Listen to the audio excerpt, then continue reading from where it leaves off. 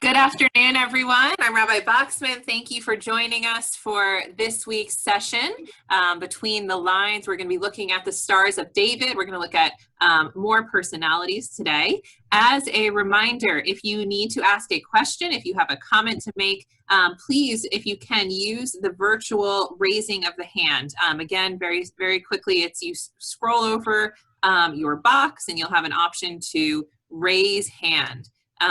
That will allow us to see the order in which hands went raised, and also without being able to see all the boxes at the same time, for us to see who has something to say. So if at any time you have something to say, please raise your hand and we will get to you as soon as possible. I would like to now turn it over to Rabbi Muller, our host. Thanks, Rabbi Boxman. Good afternoon, everyone. It's good to be seeing everyone again for our second session of part 2 of Stars of David. We're going to be looking at some great personalities this afternoon. Natalie Portman, Alan Dershowitz, and Stephen Breyer.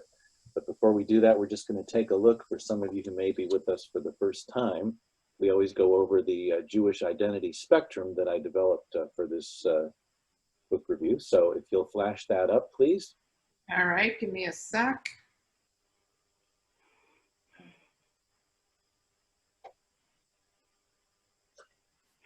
We have 10 different ways to look at Jewish identity, and there could be others as well. This is just something I developed, inspired by Bernard Reisman, PhD in sociology at Brandeis University many years ago. And he came up with the 5 that you see on the right, the way that, that we often divide up our different aspects of feeling Jewish. There's religion, God; culture and ethnicity; Israel, Zionism; association and community, and by that we mean just how important it is to be around Jewish people, all the way from having Jewish friends, to finding a Jewish partner, to having Jewish children, and how involved one is in the Jewish community. Anti-Semitism, otherness. So these were the 5 categories from Bernard Reisman. Then I added a few more because since 1985, there have just been some other ways to that I've discovered people exercise their sense of Jewish connection. There's history, survival; tradition, heritage, and by that we mean are there any traditions you do because they were handed down to you by parents or grandparents, or just things you do because. Social justice, tikkun olam, doing good to make the world a better place; study and learning; and then finally ethics, morals, and values. Just how much do we feel that the guidelines of the Torah or the Talmud or just the ethics of Judaism guide us in our Jewish identity. So those are the 10 categories that we are looking at as we examine each individual. So we'll start with Natalie Portman. And it's funny, I always, the week that we do some of these individuals, they always seem to come up in strange ways. This past week, late at night, I was just flipping through some channels, and there was a Saturday Night Live that was being shown. I had no idea how new it was or how old it was. And all of a sudden, lo and behold, the host is Natalie Portman. And she looked very young and beautiful. And then I found out it was from 2006. So it was Saturday Night Live from 14 years ago where she had been the host. Anyway, Natalie Portman was born on June 9th, 1981 in Israel. She was Netta Lee Hirschlag. That was her given name because her father is Israeli, Avner Hirschlag, and he is a fertility specialist, and her mother is Shelley Hirschlag, an American artist. So the name Netta is really a very common name in Israel for a girl, and her name, she was named Netta Lee. So you think about that, and that's how she got Natalie, and her name Portman is from her grandmother's maiden name, which she uses professionally. So that's how she became Natalie Portman. She draws a very deep contrast between Jews in Israel and Jewish life in her native Long Island, in Syosset, where she grew up. But she lived in Israel for the first 3 years of her life, and then attended a Jewish day school in New York until the 8th grade because her parents wanted her to keep up her Hebrew. So she was that was important to them. But her family, it was not religious and really didn't support the local synagogue. So she grew up, if nothing else, then with a connection through Israel and a cultural connection. But she writes quite a bit about the hypocrisy of growing up in classic American Jewish suburbia. It was just so different than anywhere else. And she really railed against the materialism that she saw amongst the Jewish people of Long Island with their, as she describes it, $5 million homes, BMWs, and vacations in the Caribbean Isles, which I'm sure today would be $10 million homes, and Mercedes and vacations all over the world. But she rebelled against the fake aura of what she saw in Jewish suburbia, and never went to temple, never had a bat mitzvah, hated the over-the-top parties that she would be invited to, and really spends the first part of the chapter railing against this preponderance of materialism that she saw in the Jewish world that she grew up in. Now, in Israel, it was a very different story, because she would, her family went back to Israel every year to visit relatives. So while in Israel, she got a totally different feeling for her Jewishness. She would fast every year on Yom Kippur. And she writes a very moving paragraph on the effect that fasting had on her. It did two things. One, it really gave her a sense of remorse for anything she had done wrong. And she likens it to the idea that, we eat 3 times a day. So if you're doing something in a religious ritual that alters the way you eat, it's going to get you to think about that. So it helped her to get in touch with the remorse she felt for doing wrong. And it also gave her an empathy for people in the world who don't have enough food to eat. So fasting for her was a very meaningful ritual, and also attending Passover Seders, where she would not eat bread for the whole week. So when she was in Israel, she felt totally connected to her Judaism. And those of us who have been to Israel know what that feeling is like. You just feel more Jewish when you're in Israel. And how much the more so for her, having been a dual citizen of both Israel and the U.S. So let me just read to you an excerpt from the book. The people I grew up with on Long Island are wonderful people, but I have friends who grew up in $5 million homes. They all drive BMWs, and the only places they've been to outside the United States are the islands in the Caribbean, which is fine. It's a choice, and I don't want to be critical of that, but I think that it can definitely be a problem, especially since American Jews are the ones who are in a position politically and financially to help other Jews around the world who are facing problems that we can't conceive of. So there was just this sense of not only an overabundance of material things in their lives, but just the fact that they were shut off from feeling any kind of empathy or sympathy for Jews all over the world who were experiencing problems and really didn't give tzedakah and didn't do social justice. Then she talks about going to Israel. I always went to temple on the high holy days, even if no one in my family was going with me. I will fast. One year in Israel, my family went to Jaffa to get pizza on Pesach, and I would not do that. Okay, I'm much more Jewish in Israel because I like the way that religion is done there. Not all the time. I would never set foot in Orthodox temples, but in Israel, it's about what it's about. So you see that her love for Israel comes through with that.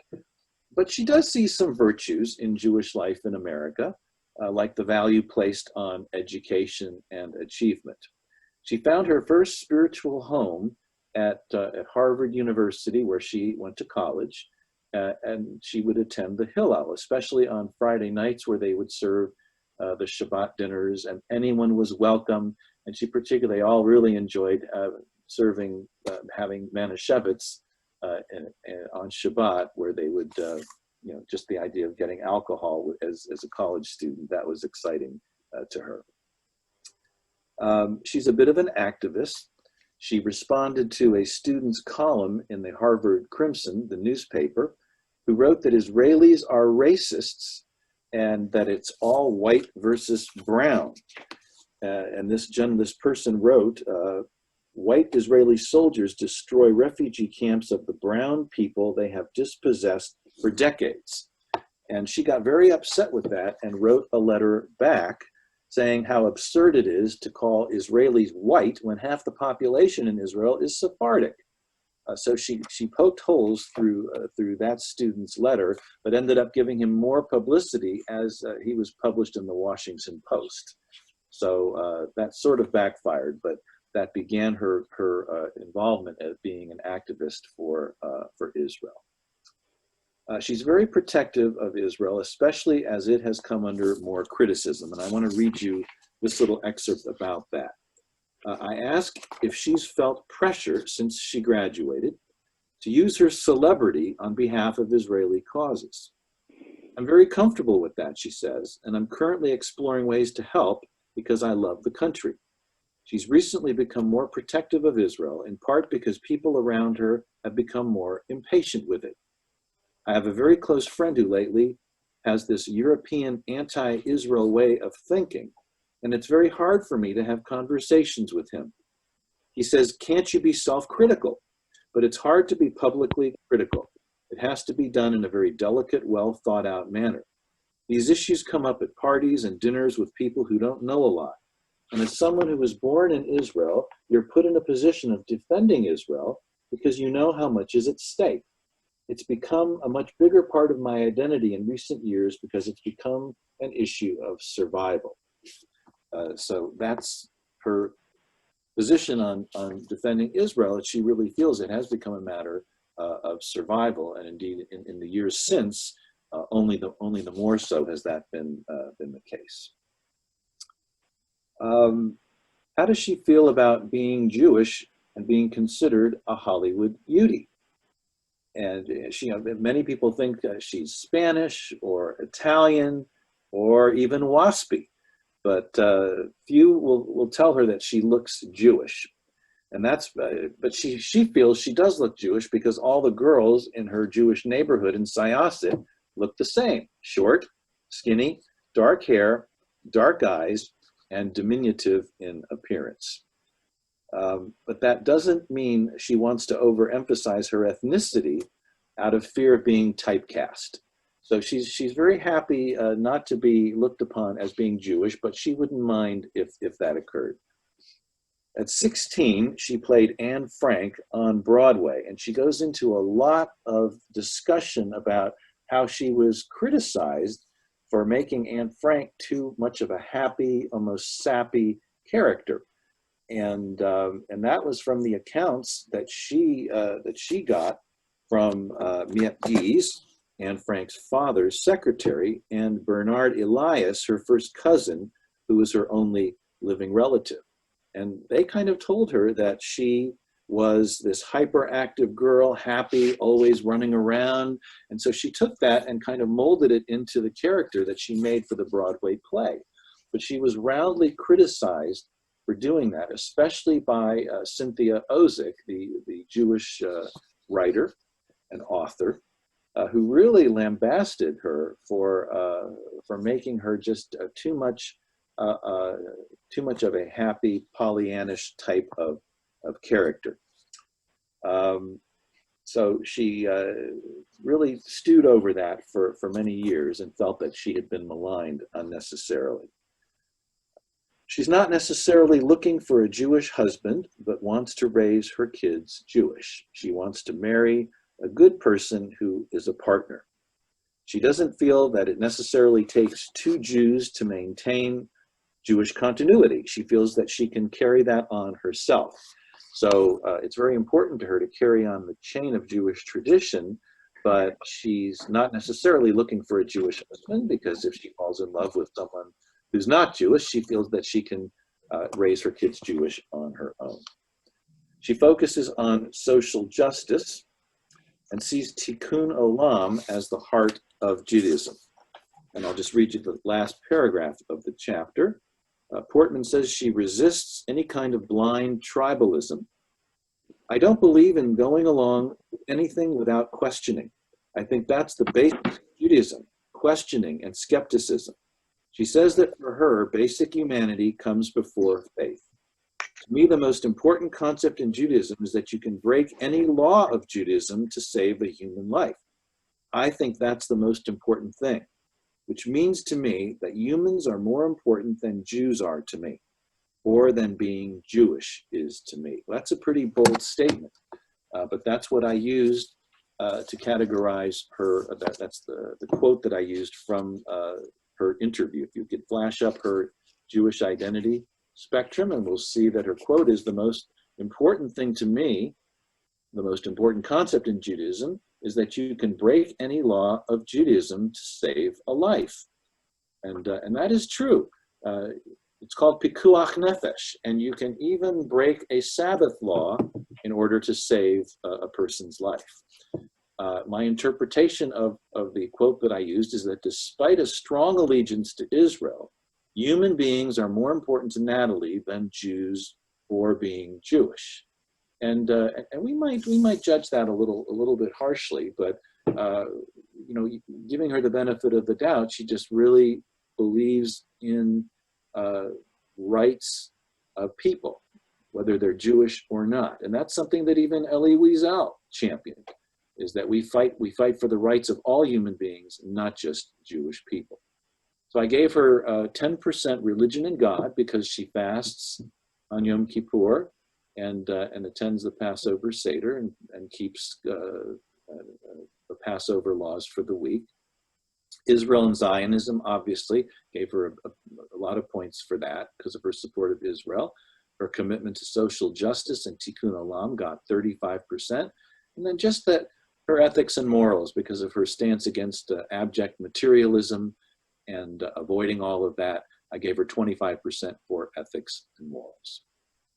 All right, let's have an update. What has Natalie Portman been doing for the last 14 years? Well, actually, I looked her up, and in your comment where she said that she didn't necessarily need to marry a Jewish husband, it turns out that she didn't marry someone who was Jewish. She married a French choreographer, but he did convert to Judaism in 2014. And they have 2 children, and they are raising their children Jewish.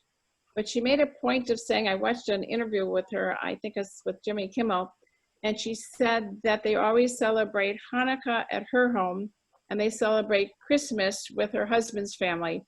But the year of the interview was 2016, and it turned out that Hanukkah and Christmas were the same night. And so they decided that they would celebrate Hanukkah at her house, and they didn't know what to do about a Christmas tree. And she asked her parents, who are Jewish, and they said, of course, we'll share the holiday. So they celebrated both Hanukkah and Christmas at 2016.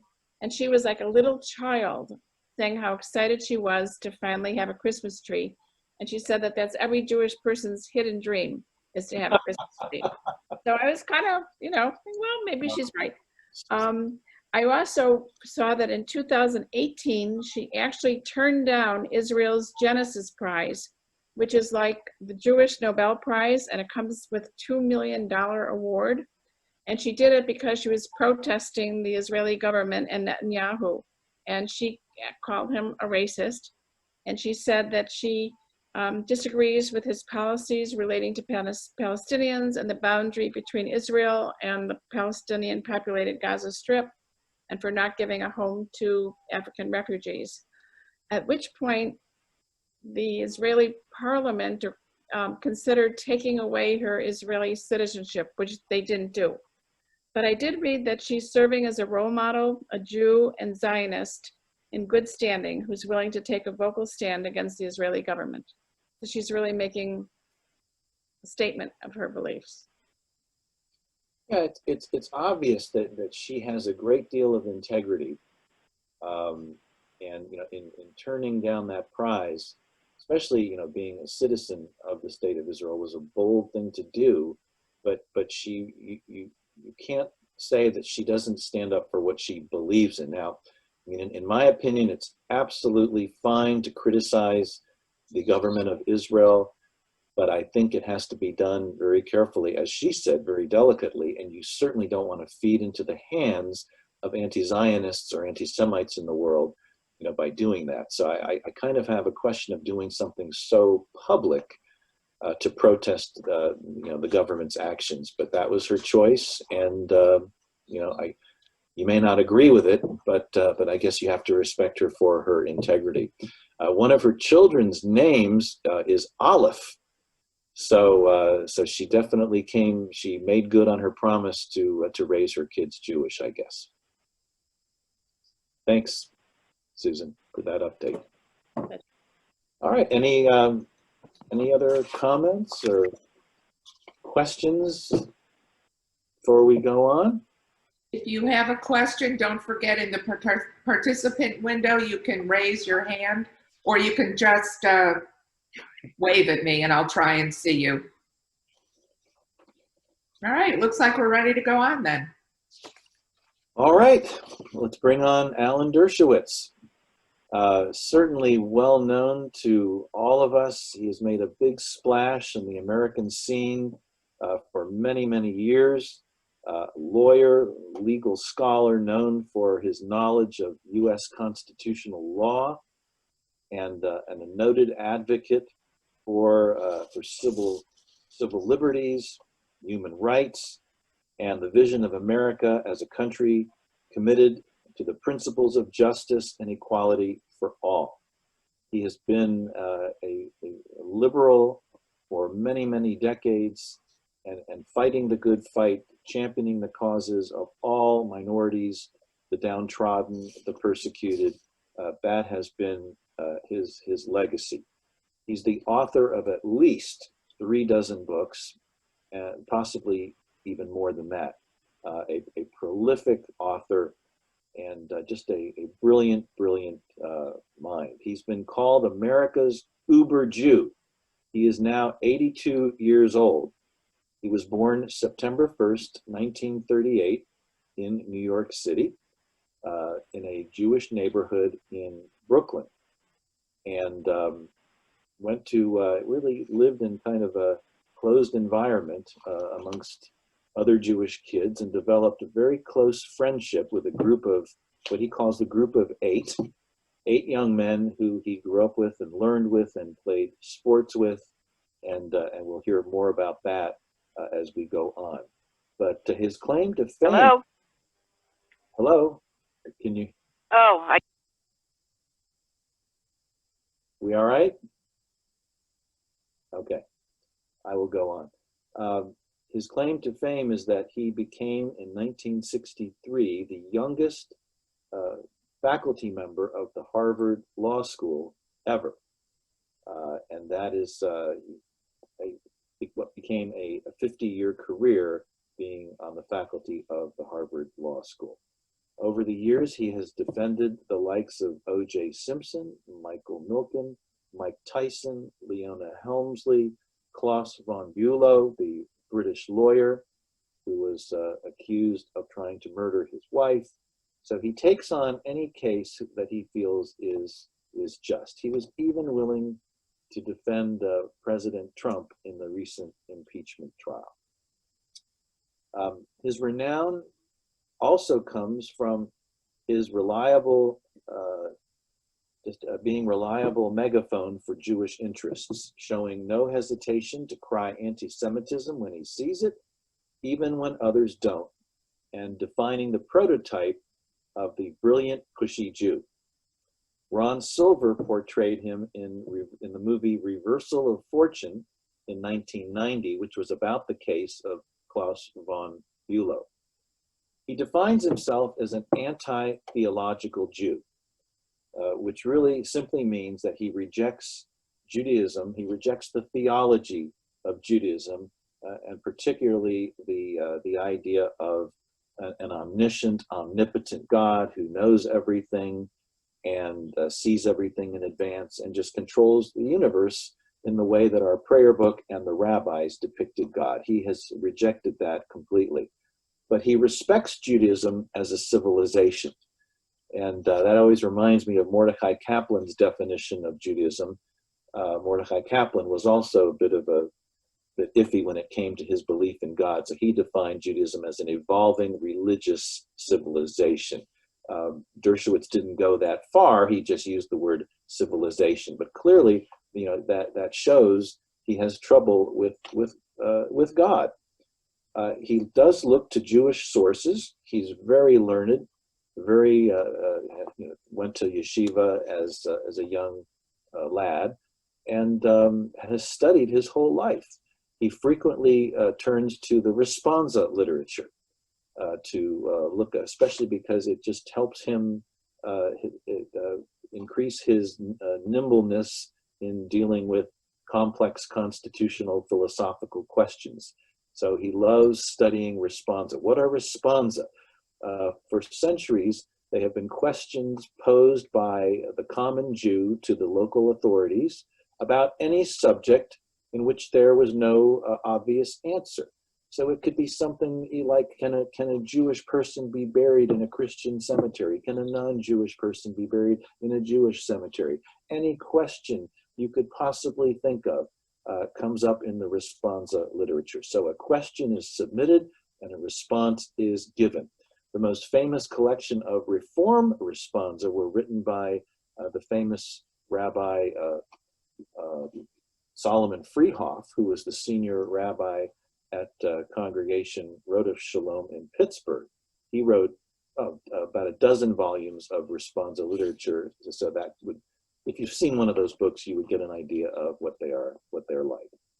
So Dershowitz is as comfortable studying Maimonides as he is Jefferson, and feels at home in both worlds. My favorite book of his is the 1991 work called Chutzpah, which you might recall, in which he makes a strong case that it's important for Jews to wear their Judaism proudly and not to try to hide it, and certainly not to assimilate. And there's somewhat of it's almost a little bit of an embarrassing story, but I will tell it to you. In 1991, when I was the rabbi in Roanoke, Virginia, his book Chutzpah came out, and I wanted to get the book and do a high holiday sermon on it because of the important message of remaining Jewish in an assimilated society. So I went down to the local bookstore downtown. It's about as Jewish as Formica, and I went up to the proprietor at the desk and I said, "I'm looking for Alan Dershowitz's newest book." And he said, "What's the title?" And I just didn't want to say chutzpah. He probably wouldn't even know what letter I was using. So I just didn't want to say chutzpah. I said, "Please, it's the newest book by Alan Dershowitz. Can you find it?" He said, "Sir, I need a title." So I said, "Fine, okay. It's chutzpah, all right? Chutzpah." I figured that's the only way he's going to know what a CH is. And so he looks up on his computer. He said, "Sir, I think you mean chutzpah, don't you?" So I learned right there, don't hide your Jewishness. This is exactly what Dershowitz is talking about.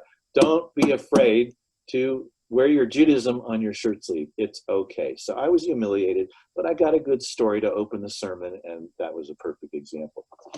So he talks about his days as a member of the Knight House, Knight. And this was a group of kids that were Orthodox who formed a sports team. And they wanted to beat all of their opponents. They wanted to be the best in high school. So I'm going to read you this little excerpt about it. Let me tell you, the greatest thrill in my life was when the Knight House won the athletic championships at Brooklyn College, Dershowitz beams. When us nerdy Orthodox Jews beat all those kids. He shakes his head, still marveling today. Of course, I considered the people we were beating to be the wasps of the world, when in fact they were only conservative and Reformed Jews.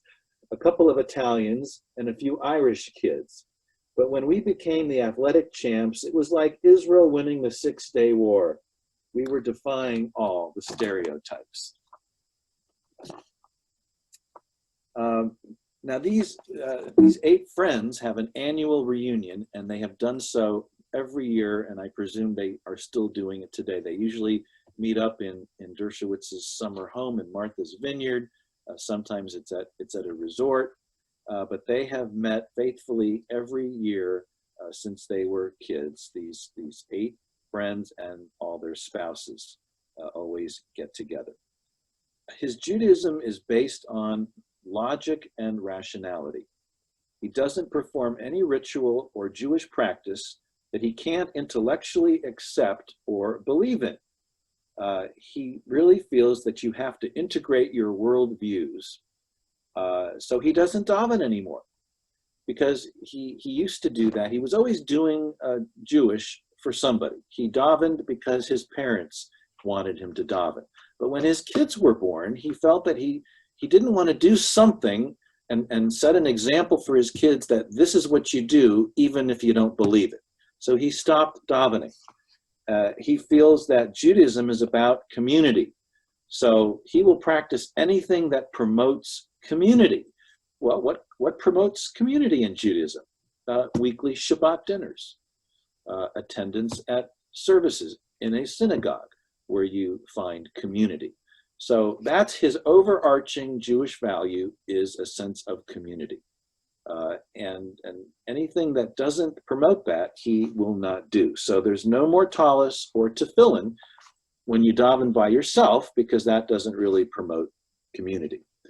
And because of this, that he wanted his children to have an integrated worldview, he wanted them to choose their own path.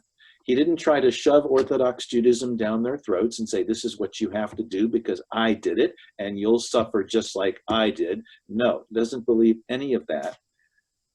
The result is 3 very different children. One son is virulently anti-religious. One is moderately traditional, and he has a daughter who, at the time of the writing of the book, was too young to choose, but was attending a Reform Jewish day school. So I want to read you this part, the way he talks about his kids. Jamin is married to a non-Jewish woman. The departure wasn't so important to me, he insists.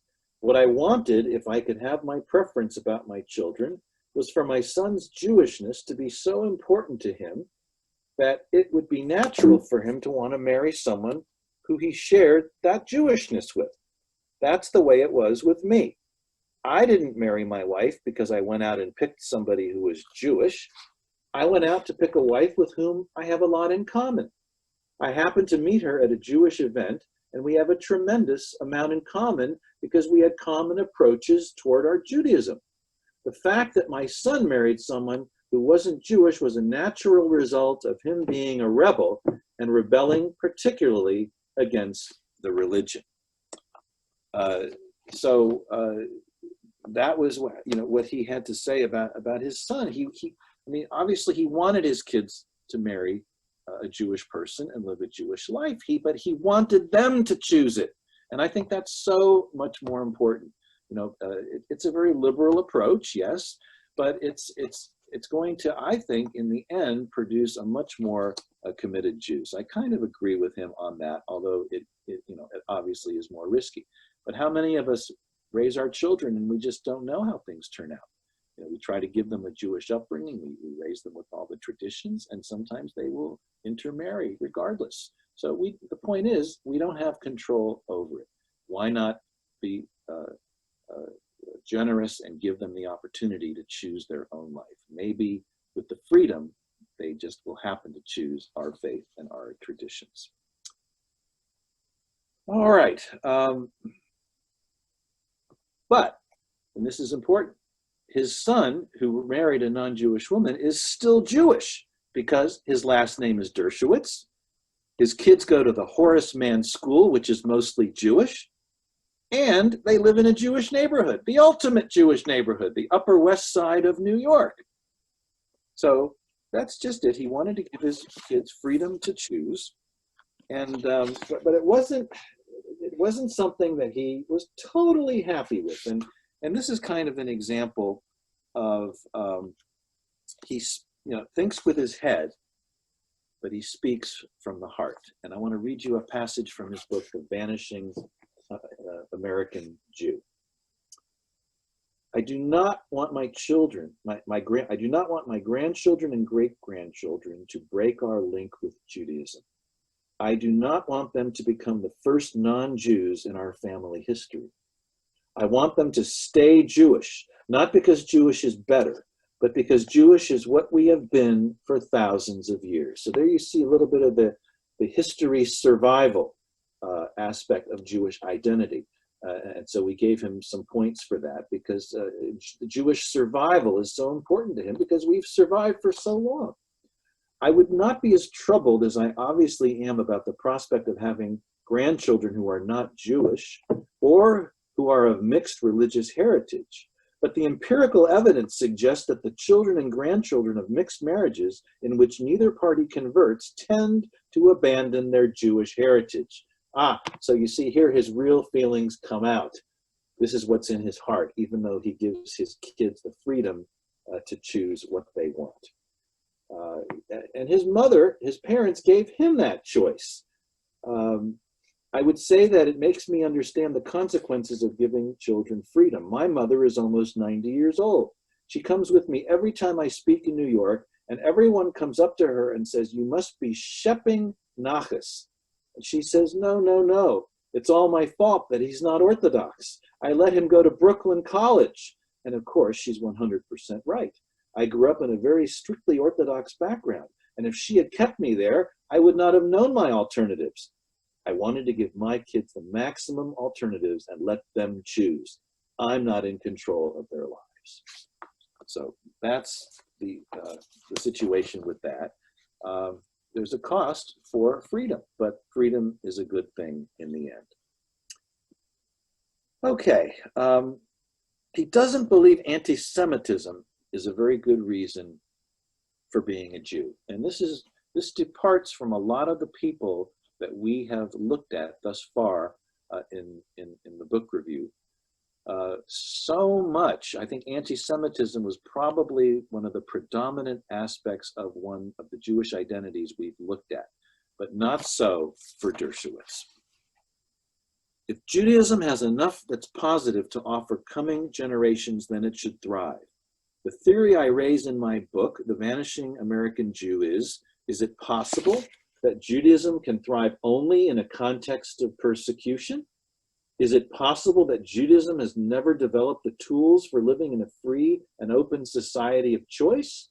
We may never know that, because just as we thought anti-Semitism was over in the late 90s, it's coming back.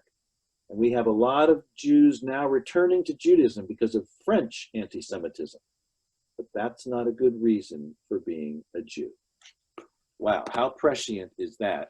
14 years ago, he sees the rise of anti-Semitism. Little did he know what would happen in the last couple of years with synagogue attacks on Jews praying, and how much anti-Semitism has resurged, not only in our country, but in the world. That was a real eye-opener for me. But I've always felt that way, that anti-Semitism and remembering the Holocaust can't be the sole reason for us to be Jewish. It has to be something positive. There has to be something else that our religion does for us to enhance our lives, rather than just to gather together because we're being persecuted or oppressed. So I totally agree with him on that. This is fascinating. This is called Dershowitz's candle theory of Judaism.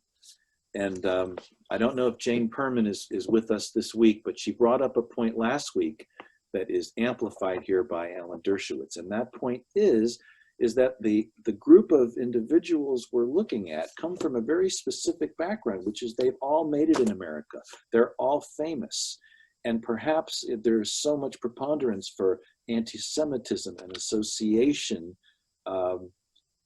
in their Jewish identity because they needed to distance themselves from their Judaism, or at least they thought they needed to distance themselves from their Judaism in order to be successful. And then here, there's a theory for it. Let me read it to you.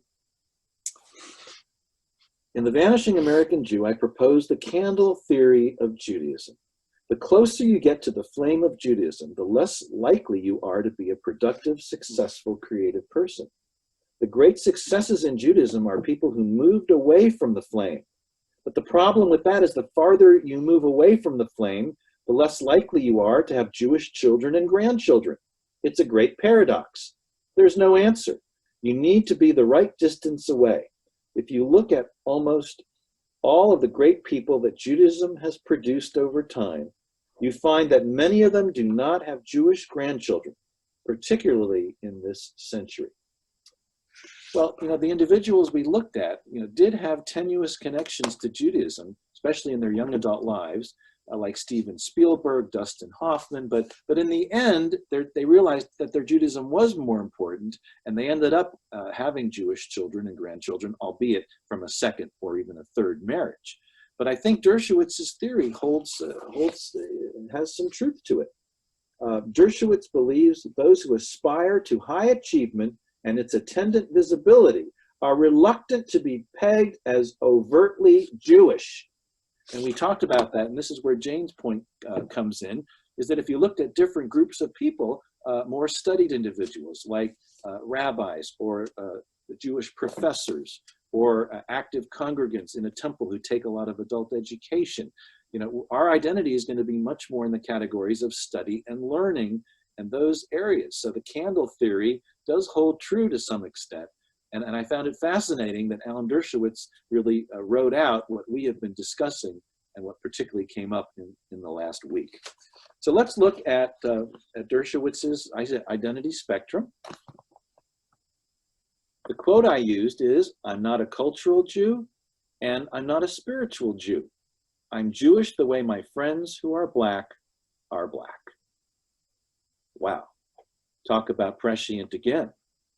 Look at all the attention that that issue, this supposed systemic racism in our society, has engendered in the last few months. And so much discussion on one of the biggest differences in between racism and anti-Semitism is that you and I can walk down the street and nobody knows that we're Jewish. But you can't be an African American and walk down the street and no one knows you're not African American. But for Dershowitz, he's Jewish like a black person is black. He can't separate that out. It's part of who he is. So my embellishment of his quote is that learned and committed to the Jewish way of life, being Jewish is not simply a part of Dershowitz's identity. It is at the core of who he is as a person. So that was, to me, really spoke loudly given what's going on today. And I gave him, it was, he's, as the uber Jew, I could have given him, a little bit of everything. But the salient aspects of his identity are obviously Israel and Zionism, because he's such a staunch defender. He has written so many books on Israel, The Case for Israel, The Case for Peace, The Case Against Israel's Enemies. He's got at least half a dozen books just on protecting the right of Israel to exist. Association and community was important to him because of his feeling that that's part of his gestalt, is that he only wants to do Jewish practices that enhance community, and his association with his Jewish friends, and his choice of a Jewish wife, not because she's Jewish, but because they just share a lot in common. So I had to give him points for that. Also, the fact that he wants Judaism to continue surviving, and he does not want to be the last link in the great chain of Jewish tradition. That's one thing he cannot live with, even though he gave his children freedom to do so. Social justice, Tikkun Olam, as a staunch advocate for civil rights and human rights, you had to give him a significant chunk of his identity for that. And then, of course, being as learned as he is, and he continues to study, and that's something we haven't seen a lot in the people we've studied. So that was refreshing to me, that we could give someone 25% in that category. All right. what's Alan Dershowitz been doing lately?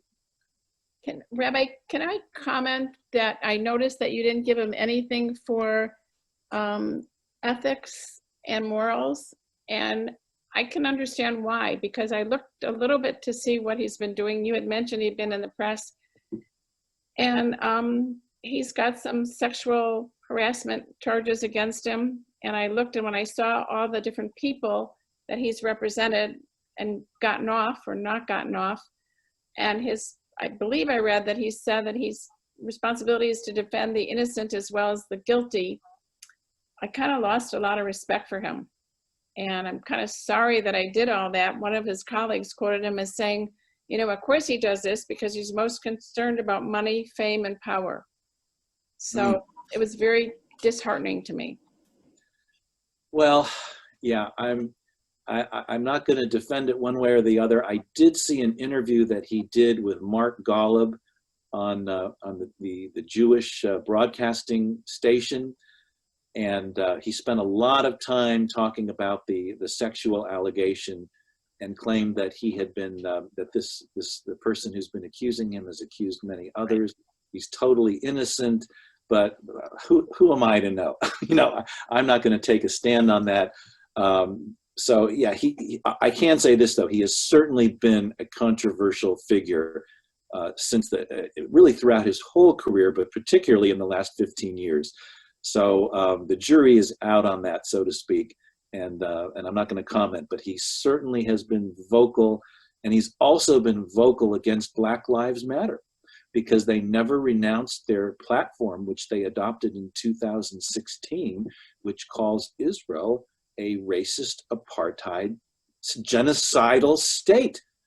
And he says, how in the world can anyone accuse Israel of being genocidal when Israel was, and the Jews were the worst victims of genocide in the history of humankind? So he wrote an op-ed piece for the Jerusalem Post. And you know, and again, he says that, you know, it's a wonderful movement, but it shouldn't be co-opted by anti-Zionism and anti-Semitism. So he had a lot to say on this half-hour interview with Mark Golub in recent weeks. But a controversial figure, he certainly is. Yes. Okay, we have a question from Michael Rutner, and then Judy Spitman is next. It's, excuse me, not a question, it's a comment.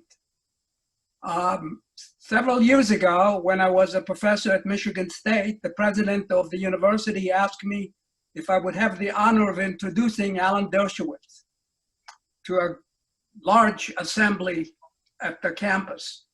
And I turned him down.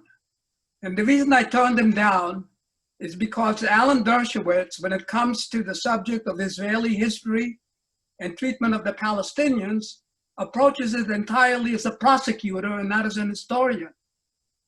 In other words, Israel can do no wrong, and his defense of human rights does not exist when it comes to the Palestinians. I think that's a real problem that he has. And by the way, he rejects much of the findings of the so-called new Israeli new historians, who have uncovered quite a lot of a different history since 1948. So what you're saying is he's guilty of the very thing he accuses the rest of the world of being, which is having a double standard for Israel, when what you're saying is he in fact has a double standard regarding the Palestinians, and that Israel can do no wrong, love it or leave it, right? Correct. Okay, well, thank you for that perspective. Okay, Judy? Some of the comments that were just made were ones that I was going to bring up. I used to think that he was the most wonderful man, and I wanted him to speak for me. And then even more than the last 15 years, I see him as maybe heading towards some dementia, listening to several of his comments on shows. I'm not a doctor, but he's really off the far end, and I wouldn't pay so much attention to him, and I wish other people wouldn't pay so much attention to him, because I don't think he's all there. That's it. Yeah, and it's hard not to pay attention, because he continues to be prolific. He's just come out with a new book called The Case for Liberalism in an Age of Extremism, or Why I Left the Left But Can't Join the Right. So that's his new book. He continues to, to have a large presence in the Jewish world and in the legal world.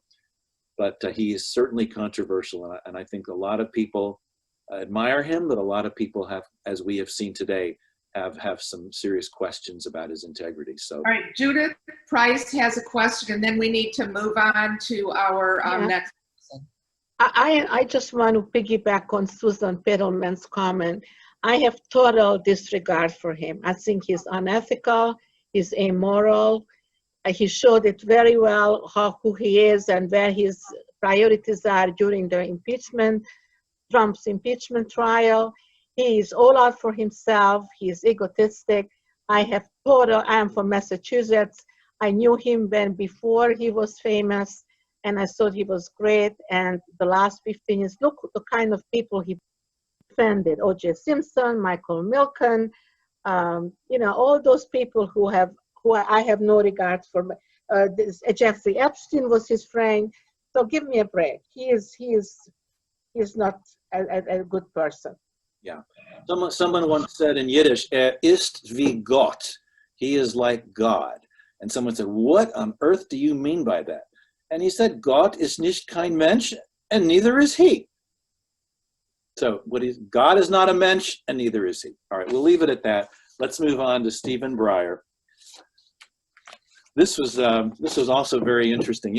I got a comment that how relevant is this book group, since the book's 15 years old and we don't know what the people have been doing. But there's so much in their testimonies, and there's so much we can learn about our own sense of Jewishness and that we can relate to. I think it's great, and the updates are fine. But the essence of what we're doing is really exploring their Jewish identity, which probably hasn't changed all that much in the last 15 years. Stephen Breyer, nominated by President Clinton in 1994 and confirmed that same year.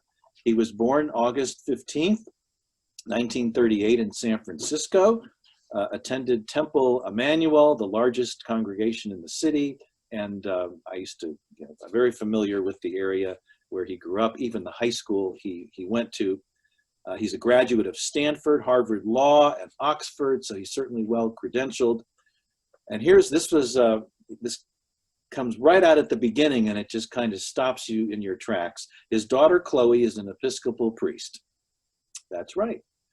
So he's a pretty liberal guy, not just on the bench, but also in the way he conducts his life. And it's somewhat similar to Dershowitz in that he obviously gave his children freedom to do what they wanted to do.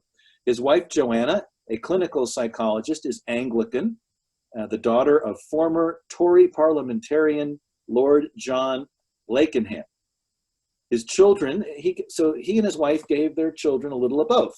The children went to Protestant church once in a while, and they celebrated Passover, and once in a while, they would go with their dad to high holiday services. So they were raised with two traditions. And so he ended up with a priest, a Jew, and an atheist.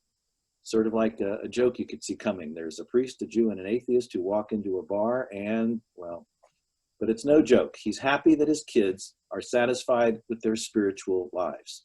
His parents were the same way with him. He thinks the Jewish community is more accepting of intermarriage today than in the 1960s when he got married.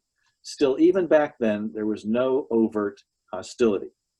When asked whether his Jewish heritage plays a part in his judicial decision-making, his answer is this. Like most Jews, or people in any religion, being Jewish is part of my life. There we are. It's normal. I'm certain that some of my reactions, legally speaking, grew out of that heritage. Why is it that, like my father, who I think was a pretty practical person, why is it that my favorite way of looking at things is what Hillel said? If I am not for myself, who will be for me? If I am only for myself, what am I? If not now, when? That captures it to me. The heritage of law in this country is to make people's lives better, to make certain there's a reasonable level of social equality, to make certain people's basic freedoms are guaranteed. Everyone who is a judge in the United States traces that back to the founding of this nation. And the Jews are immediately aware that it goes back much further than that. So there's his sense of Judaism is in its connection to social justice and making people's lives better. So right there we have a big hint at how he's going to define himself. His Hebrew school and summer camp experiences made a deep impression on him. But with that said, he does not feel that his being Jewish confers any added responsibility or spotlight regarding decisions on the court. He does not worry about any bias towards Judaism he may be accused of because he doesn't allow it to interfere in any way, so he has nothing to worry about. His religion is totally a non-issue, and religion was also a non-issue in his confirmation hearings in 1994. Let me read you a little of that. I wish my parents were alive when I was appointed, but they were not, unfortunately.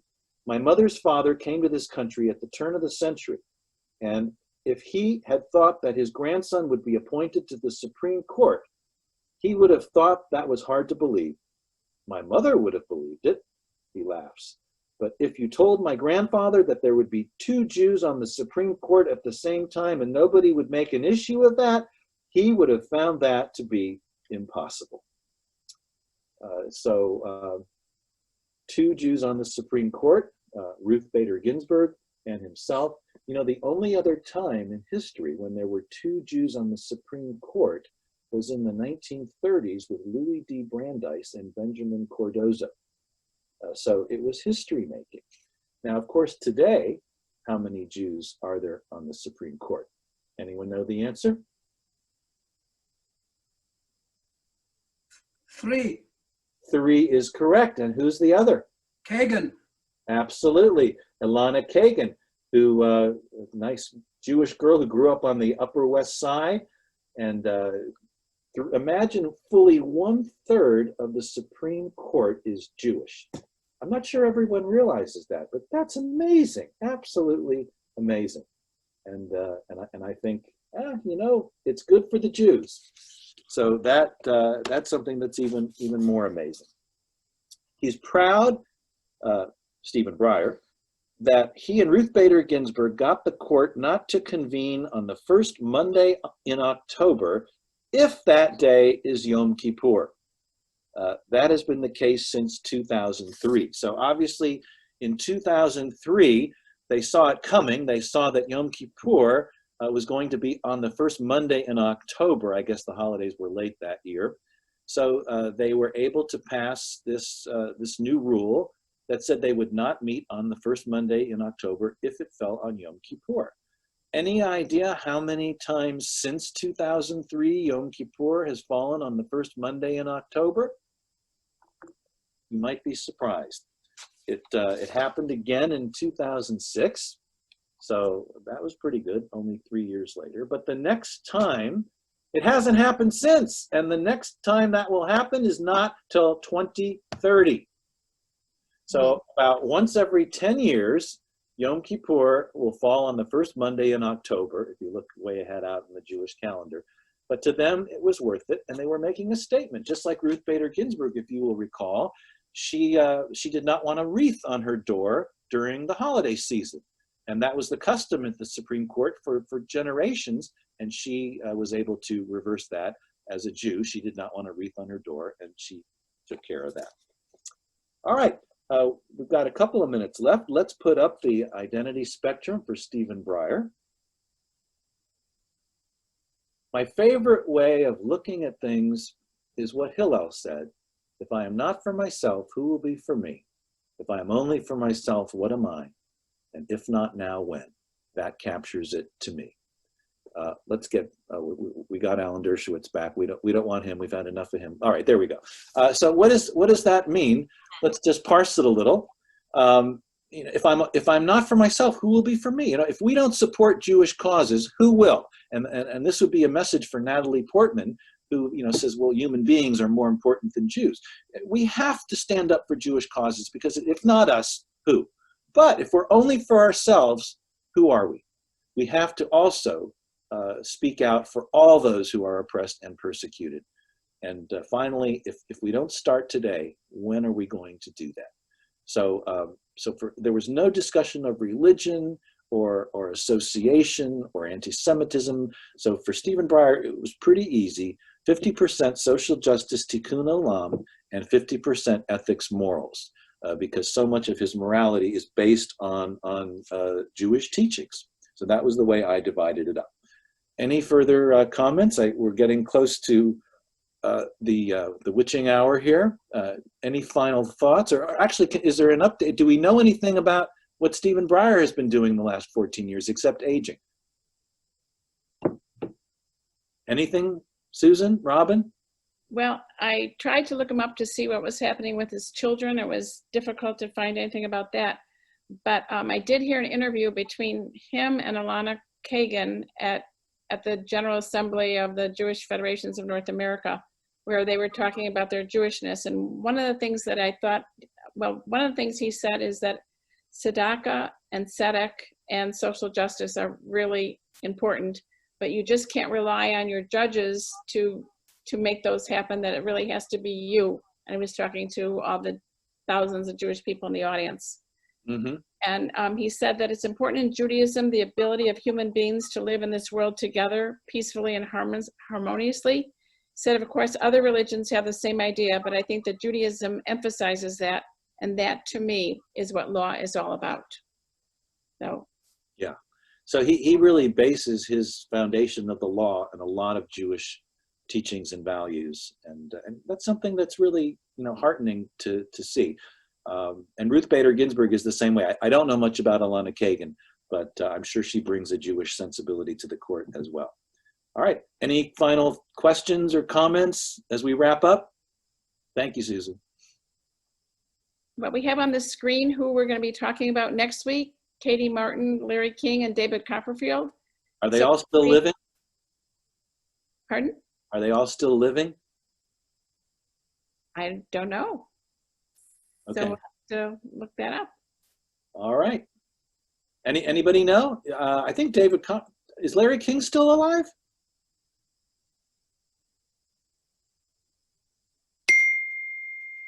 Do we have an answer? Anyone know? No. All right, we'll find out next week. Thank you for joining, and have a good week, everyone. Stay safe, and we'll...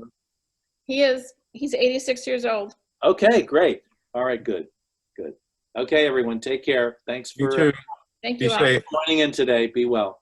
Thank you,